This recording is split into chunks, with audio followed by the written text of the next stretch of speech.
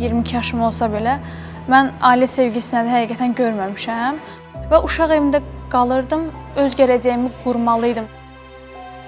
Hardan başladığımız sizin əlinizdə deyil, amma hara gedəcəyimiz sizin əlinizdə deyərdim. Heç kim fikirləşmir, o əziyyəti mən necə çəkə-çəkə gəlmişəm, hansı yollardan keçmişəm. Mən Fidan Cəfərova 2004-cü ildə Mingəçevir şəhərdən anadan olmuşam. 9 yaşımda uşaq evinə məni gətirdilər anam, atam və həmçinin mənlə birgə bacılarım da uşaq evinə daxil oldular. Orada bütün qızları futbola yönləndirirdilər. Mənim heç futbola marağım yox idi, açığı sizə deyim. Hətta zəhləm gedirdi futboldan. Məşqlərə getməmək üçün ağlayırdım. Elə mən getdiyim günün sabahsı günü mənim məşq apardılar, belə deyim. 9 yaşımda mən futbola başladım. 2 il mən hazırlaşdım və Şəkidə Şəki klubunun baş məşqçisi Məmməd Dadaşov məni bu futbola başladan insan olub, belə vəsilə olub mənim futbola başlamağıma. Mən qadınlardan ibarət Azərbaycan Milli Yığma komandasının 15 liqasına dəvət aldım 11 yaşımda. Və mən milli komandalara dəvət aldıqca görürdüm ki, iş ciddiyə minir deyəsən, yəni və futbolu sevməyə başladım bir anda. Amma milli komandaya seçiləndən sonra bu hiss məndə yaranmağa başladı. Çünki artıq futbol mənim bir işim olmuşdu deyə bilərəm. Uşaqlıqdan bu işimin fərqində idim deyə bilərəm. Və uşaq evində qalırdım, öz gələcəyimi qurmalıydım deyə düşünürəm. Çünki məndən sonra balaca bacım var. Yəni mən ona dəstək olmalıyam, çünki mən ona böyüyəm. Özümdən daha çox onun gələcəyini fikirləşirəm və bugünkü çalışmamın səbəbi əslində odur deyərdim. 15 milli yığma komandasına dəvət aldım.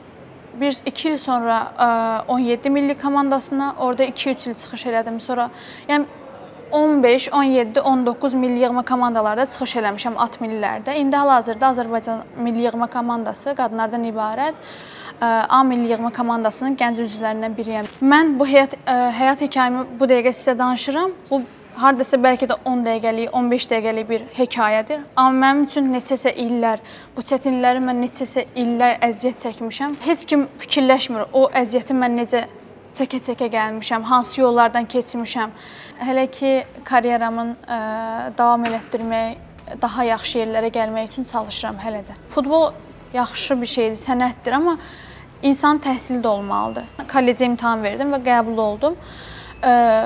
3 il oxudum oranı, bitirdim, keçən il qurtardım. 2025-ci ildə yaxşı nəticə ilə bitirdim, şükür Allaha. Və bir ay sonra mən Türkiyənin Hakkari Gücü spor komandasına belə deyim, dəvət aldım. Bir il orada çıxış elədim. Düzdür, zədələrim də oldu, ciddi zədələrim də oldu. İndi hal-hazırda müalicə də alıram dizimdən. Bir illik müqaviləm vardı və bitdi. Hələ ki, başqa klublarla danışmıram. Çünki dizimdə ciddi bir zədə var. Onu inşallah müalicə alıb bitirəndən sonra klublarla danışmağı fikirləşirik. İnşallah müəllimlərim, menecerim mən. Əlbəttə ki, top klubların birində oynamaq istəyərdim inşallah. Məqsədim daha da böyükdür.